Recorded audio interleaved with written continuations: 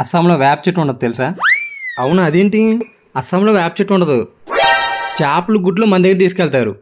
నువ్వు మరీ చెప్తావయ్యా. అక్కడ నేను 5 ఏళ్ళు పని చేశాను, నీకేం తెలుసు? నేను చూస్తున్నాగా ఒక్క వేప చెట్టు నిజమా? లేదు. మన శ్రీకాకుళం నుంచి చేపలు కూడా తీసుకెళ్తారు, తెలంగాణ నుంచి కోళ్ళు తీసుకెళ్తారు. మరి అక్కడ చేపలు గుడ్లు లేకుండా కూడా ఉంటారా? 5 ఏళ్ళు పని చేశాను, నాకు తెలుసు, నువ్వు చెప్తున్నావా?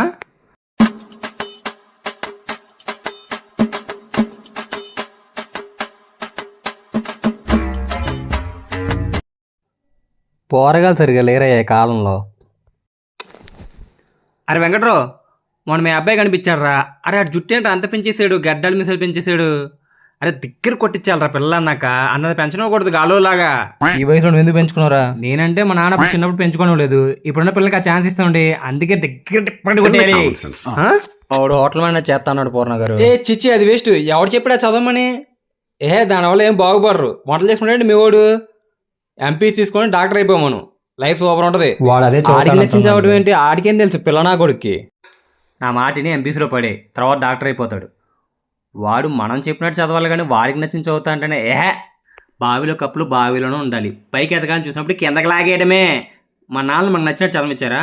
మనం కూడా అంతే, మనం చెప్పినట్టు చదవాలి కానీ వాళ్ళకి నచ్చిన చదవడం ఏంటి? చిచ్చి. ఆడు అలాగే చేశాడు వెంకట్రావు అబ్బాయి. ఆడిప్పుడు ఏం చేస్తున్నాడు? అడుక్కు తింటున్నాడు. అరే వెంకట్రావు, ఈ మధ్య పిల్లలు బాగా చెడిపోతున్నారా. ఇంటర్ అవగానే ముద్దులు, డిగ్రీ అవగానే ఓయోలకి వెళ్ళిపోతున్నారా. మరీ దారుణంరా. ఈ మధ్య ఎవరు ఇంటర్ పిల్లలు పెళ్లి చేసుకున్నారా. చచ్చా, బాగా చెడిపోయిందిరా సమాజం. నీకు 17 ఏళ్ళకే పిల్లలు కూడా పుట్టిస్తారు కదా. అంటే ఆ కాలంలో మా అమ్మ నన్ను బలవంతం చేశారు కాబట్టి నాకు అన్నీ అయిపోయినాయి, లేకపోతే నాకు అన్నీ ఎందుకు అవుతాయి? ఈ కాలంలో లాగా అలా కాదమ్మా నేను. వాళ్ళంటే వాళ్ళు చూసుకుని వెళ్ళిపోతున్నారు. మీ వద్ద నేను ఫస్ట్ టైం అనేది చూసాను తెలుసా? నువ్వు 13 ఏళ్ళకే నీకు చాలా అయిపోయినాయి అంట కదా. 13 ఏళ్ళకి ఎవరో నాకు తెలియదు అసలు.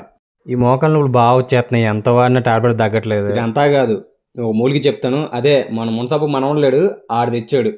ఏం పని చేసిందయ్యా, మోకాళ్ళ నొప్పులన్నీ తగ్గిపోయినాయి. నైట్ పడుకొని నిద్ర పట్టేసింది, పొద్దున్న లెగ్గని కడుపు అంతా ఫ్రీ అయిపోయింది తెలుసా. ఏమయ్యా నువ్వు వాడేగా చెప్పు. నేను రేపు తెస్తానా అంటే 50 రూపాయలే, ఎంత ఖర్చు పెట్టట్లేదు మనం.